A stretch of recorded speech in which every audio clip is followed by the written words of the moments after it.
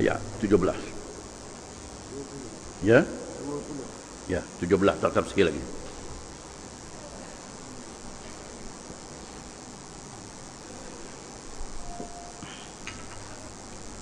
A'udzu billahi minasy syaithanir rajim.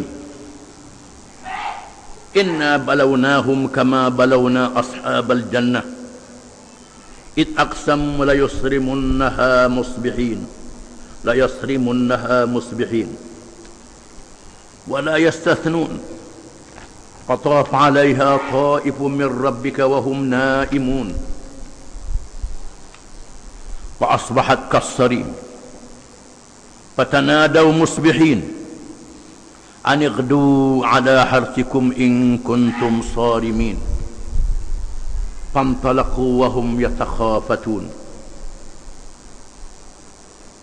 alla yadkhulannaha al-yawma 'alaykum miskin wa ghadaw 'ala harbin qadirin falamma ra'awha qalu inna ladallun bal nahnu mahrumun qala awsatuhum alam aqul lakum laula tusabbihun qalu subhana rabbina inna kunna zalimin fa aqbala ba'duhum ala ba'din yatalawamun qalu ya waylana inna kunna taghin asa rabbuna an yubdilana khairan minha inna ila rabbina raghibun kadzalika al-'adab wal 'adabul akhirati akbar law kanu ya'lamun.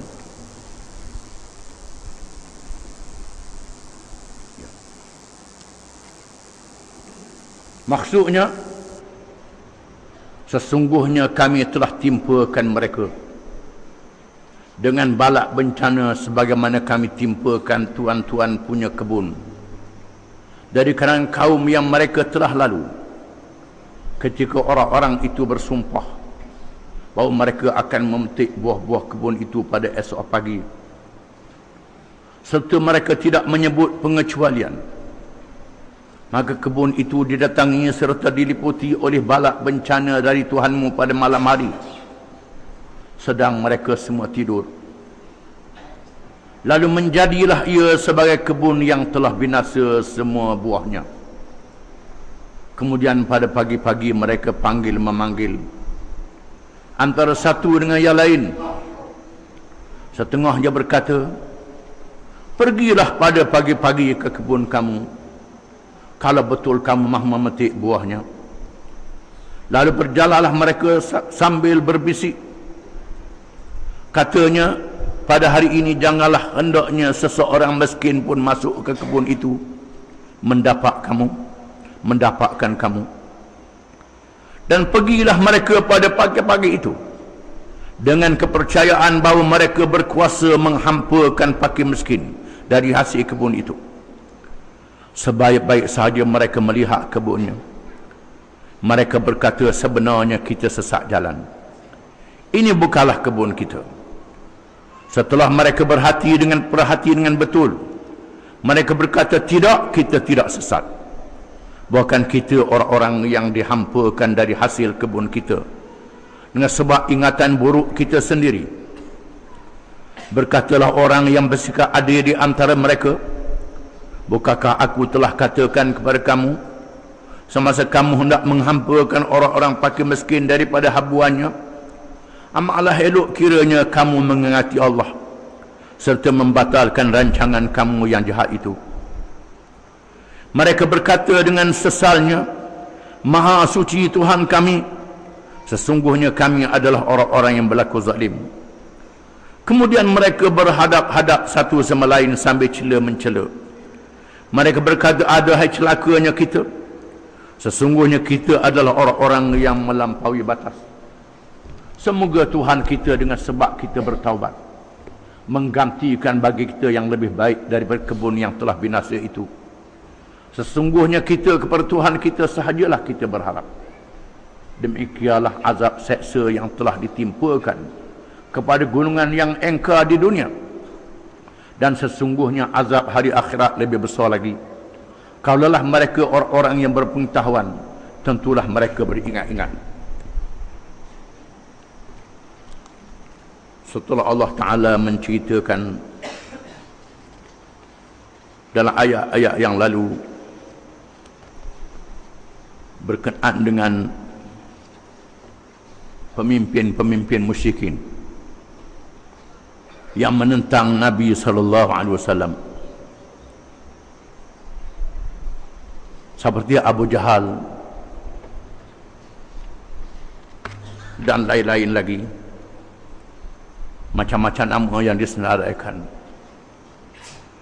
Sebahagian mereka disembamkan muka, hidung mereka dalam perang Badar, mati terbunuh. Dan ada yang hidup, balik ke Mekah, meratak menangis, berdendam nak balas balik. Sebelum dia perang Badar, mereka telah menerima bencana alam bila Mekah dilanda kemarau sehingga berasap. Bila mereka mencabar Nabi SAW, selepas hilangnya bala itu, mereka lawan pula Nabi. Inilah perangai orang kafir, tak mengambil kesedaran dan keinsafan. Walaupun mereka cabar, turun azab, hilang azab, tak percaya pula. Itulah perangai mereka yang tak diberi hidayah oleh Allah Subhanahu wa Ta'ala. Dan Allah Ta'ala minta mereka mengambil pengajaran daripada sebuah kampung di negeri Yaman. Kampung ini ada seorang kaya yang mempunyai kebun yang luas, yang subur,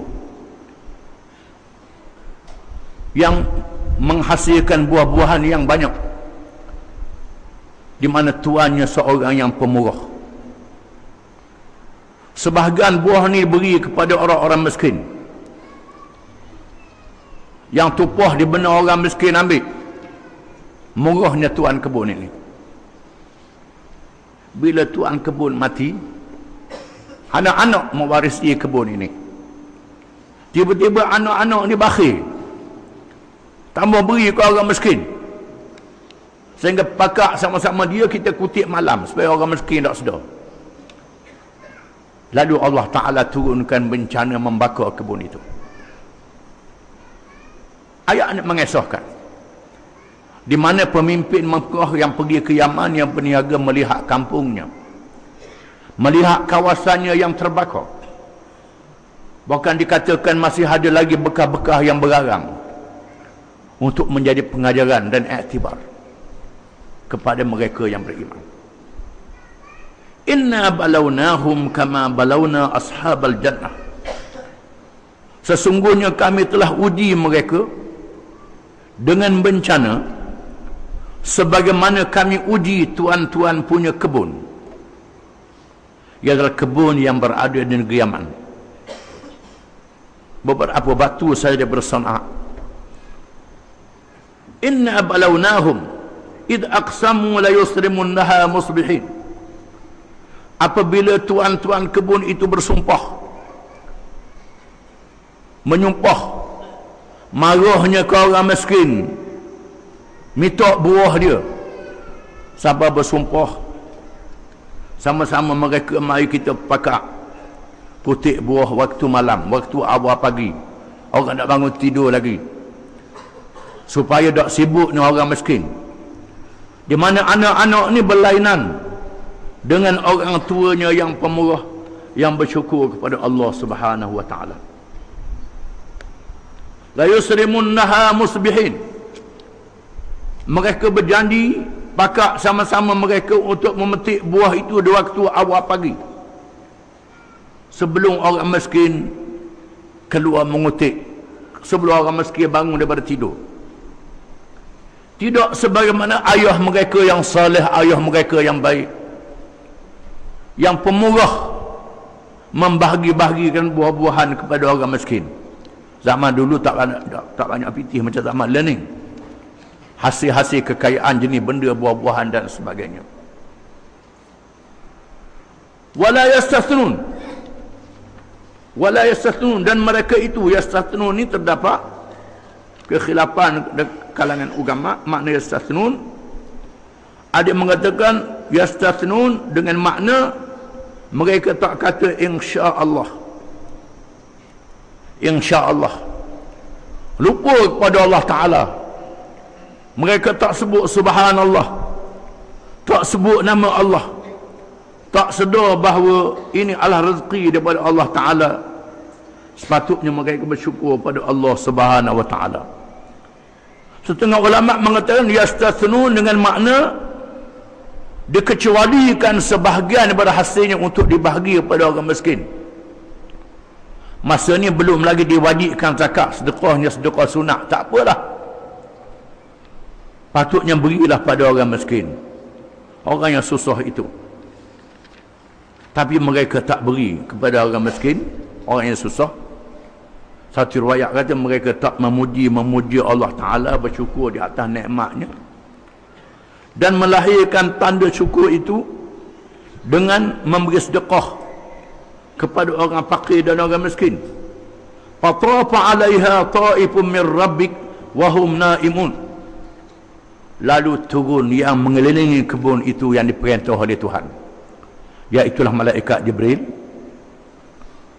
yang ditugaskan untuk menurunkan bala bencana kepada orang yang engkar. Para ulama mengatakan ini sebelum lahir Nabi Muhammad sallallahu alaihi wasallam, dan selepas sikit diangkat Nabi Isa ke langit. Bermakna mereka adalah penganut Kristian, penganut Islam yang dibawa oleh Nabi Isa alaihi salam. Ayahnya beriman, mereka juga beriman, tetapi mereka telah berniat dengan satu niat yang tidak baik. Niat tambah beri pada orang fakir miskin. Walaupun disebut dalam hadis, barang siapa yang berniat nak buat jahat tak tulis lagi dosa. Bila dia buat jahat barulah ditulis satu dosa. Tapi ada juga orang yang Tuhan hukum dengan sebab niat jahat dia, kerana nak beri kesedaraan pada dia. Dan ada juga orang yang Tuhan hukum niat dia dengan sebab perbuatan dia. Macam disebut dalam hadis, idzal taqal muslimani bi sayfayhima fal qatil wal maqtul fi an-nar. Qila ya Rasulullah hadzal qatil fama balul maqtul? Qala innahu kana harisan ala qatl sahibi. Nabi kata bila dua orang Islam bertetap dengan pedang keduanya, yang dibunuh dan yang membunuh dua-dua masuk neraka. Lalu sahabat kata, ya Rasulullah, bagaimana hak kena bunuh masuk neraka? Patut tukang bunuhlah masuk neraka. Nabi kata kerana hak kena bunuh tu dia niat nak bunuh kawan dia juga. Sama-sama jahat niat nak bunuh. Tu. Cuma dang kau ni dia dua-dua masuk neraka belaka, Nabi kata. Menunjukkan bahawa di sana ada sebab niat boleh menyebabkan orang tu masuk neraka. Walaupun dia dibunuh. Dia seorang yang jahat, nak bunuh orang, dia dibunuh, masuk neraka juga. Itulah bandingan dalam ayat ini. Apabila satu kumpulan anak seorang yang soleh berniat tak mau bagi pada orang miskin, fata'a 'alaiha ta'ifun min rabbik wa hum naimun, lalu mengelilingi kebun mereka oleh malaikat yang ditugaskan untuk menurunkan bala, iaitulah malaikat Jibril, untuk menghanguskan kebun mereka. Mengikut satu riwayat, diangkat kebun mereka, dibawa ke Taif. Taif menjadi subur di tengah padang pasir. Ada ulama mengatakan demikian. Kalau begitu macam mana dalam macam laut mati? Itu riwayat para ulama. Wallahu a'lam. Fa asbahat kas-sarim. Tiba-tiba kebun itu menjadi laksana malam yang gelap gelita. Kebun yang sedang masuk, mereka berpakat, bermesyuarat. Satu riwayat kata ada 3 beradik. 3 beradik ni bermesyuarat nak pergi petik buah awal pagi belum orang miskin bangun tidur. Dengan niat tambah beri pada orang miskin. Dengan niat begitu. fatanadaw musbihin anighdu ala harthikum in kuntum sarimin. Lalu mereka memanggil di antara satu sama lain, sama-sama mereka, mari kita keluar bersama untuk memetik buah hasil kebun kita ini. Kalau kita nak petik sungguh, mereka pakat keluar belaka. Fantalaqaw wa hum yatakhafatun. Lalu mereka bertolak pergi ke kebun dalam keadaan mereka sembunyi bercakap bisik, tak mahu orang dengar. Allah yadkhulannaha al-yawm alaikum miskin, supaya tidak masuk seorang miskin pun ke dalam kebun ini. Kalau masuk orang miskin, rugilah takar 2-3 takar, 2-3 pak utir. Pada kebun mereka luar, takut luar nak beri ke orang miskin sikit. Tuhan dedahkan apa yang ada dalam hati mereka dan apa yang mereka bisik-bisikkan sesama mereka. Wa ghadaw ala hardin qadirin, dan mereka bergerak di waktu pagi dalam keadaan niat yang tidak baik, niat untuk tak beri pada orang miskin.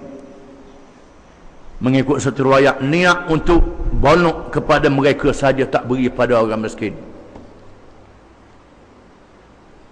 Niat yang Allah Ta'ala tahu. Allah Ta'ala mengetahui apa yang sembunyi dalam hati mereka.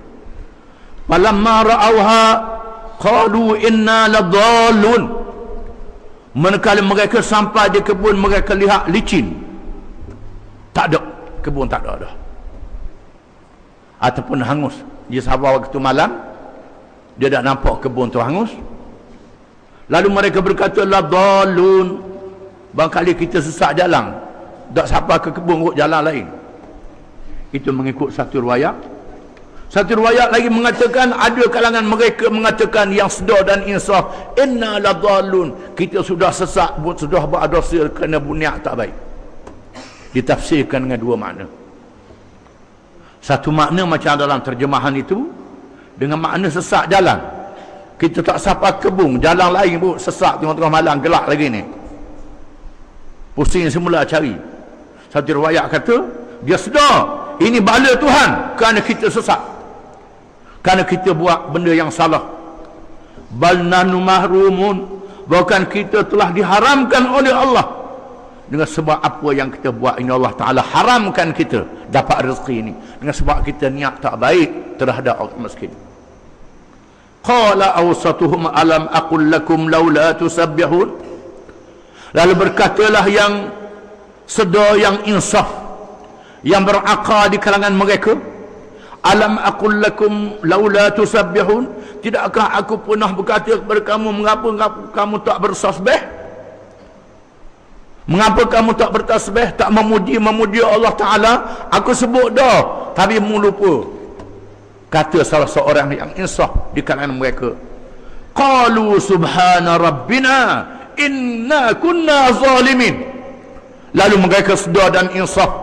Lalu mereka berkata, subhana rabbina inna kunna zalimin, maha suci Tuhan kami, sesungguhnya kami telah melakukan kezaliman, wahai Tuhan kami. Mereka sedar dan insaf. Ada ulama yang mentafsirkan subhana rabbina, mereka berkata astaghfirullah, minta ampun kepada Allah. Dan tasbih juga termasuk dalam istighfar. Macam Nabi Yunus, la ilaha anta subhanaka inni kuntu minaz zalimin. Bertasbih dengan menyebut, beristighfar dengan menyebut tasbih. Subhana rabbina, maha suci Tuhan kami, kami sudah berdosa. Inna kunna zalimin, sekiranya kamu telah melakukan kezaliman. Fa aqbala ba'duhum ala ba'din yatalawamun. Lalu mereka berhadap di antara satu sama lain, marah-memarah di antara satu sama lain. Hak ni kata dengan sebab amung lah, hak ni kata sebab amung lah, hak ni kata sebab amung lah. Balas sama-sama dia pula. Tuhan dedahkan, kalau ikut aku tak ada gini, hak ni kata ikut aku tak ada gini. Setelah kebun mereka dibakar hangus dengan bencana yang diperintah oleh Allah, dibawa oleh malaikat Jibril. Qalu ya wailana inna kunna taghin. Lalu mereka berkata, ya wailana, binasalah kita, punahlah kita, habislah kita. Kita telah melakukan perkara yang berdosa. Inna kunna taghin, jika sekiranya kami adalah orang yang melampaui batas. Asa rabbuna an yubdilana khairan minha inna ila rabbina raghibun. Mudah-mudahan Tuhan kita menggantikan kita dengan yang lebih baik daripadanya. Sesungguhnya kita kembali kepada Tuhan. Lalu mereka sedar, mereka insaf, dan mereka balik kepada Tuhan, taat kepada Allah Ta'ala. Dan mengikut riwayatnya, Allah Ta'ala gantikan mereka dengan kebun yang lain yang lebih baik daripada itu. Setelah mereka sedar dan insaf, mujurlah jadi begitu. Kalau mati punah mapu selalu, nak kata apa? Terbakar dengan dia habislah. Ini dok Tuhan jadikan bala bencana tu insaf dan kesedaran. Kisah ni adalah kisah yang benar, kisah yang disebut dalam Quran, bukan cerita dongeng. Di mana orang-orang kafir Quraisy yang berniaga ke Yaman melihat kebun ini. Mereka tengok kesan-kesan hangus masih ada lagi, dan dikatakan sampai sekarang pasir hangus tu ada lagi untuk menjadi pengajaran. Kawasannya beberapa kilometer daripada Sana'a. Kadzalikal azab, begitulah azab, yakni azab dunia yang kamu tengok, yang kamu lihat. Wala azabul akhirati akbar, dan sesungguhnya azab di hari akhirat itu lebih besar. Lau kanu ya'lamun, kalau sekiranya mereka itu tahu. Kalau mereka tahu dengan ilmu yang matang, dengan akal yang baik, mereka akan balik kepada Allah Ta'ala. Mereka tak buat maksiat, mereka tak jadi kafir. Kalau mereka berfikir, itu adalah kisah-kisah yang benar, yang ada kesan-kesannya yang mereka tengok. Sepatutnya mereka sedar dan insaf. Tetapi yang degil tetap degil juga, tak jadi apa. Tunggulah bala berapa kali pun hak jenis Tuhan tak beri hidayah, kerana degil dia macam iblis, macam syaitan, sampai mati tak beriman. Na'udzubillahi min dzalik. Wallahu a'lam.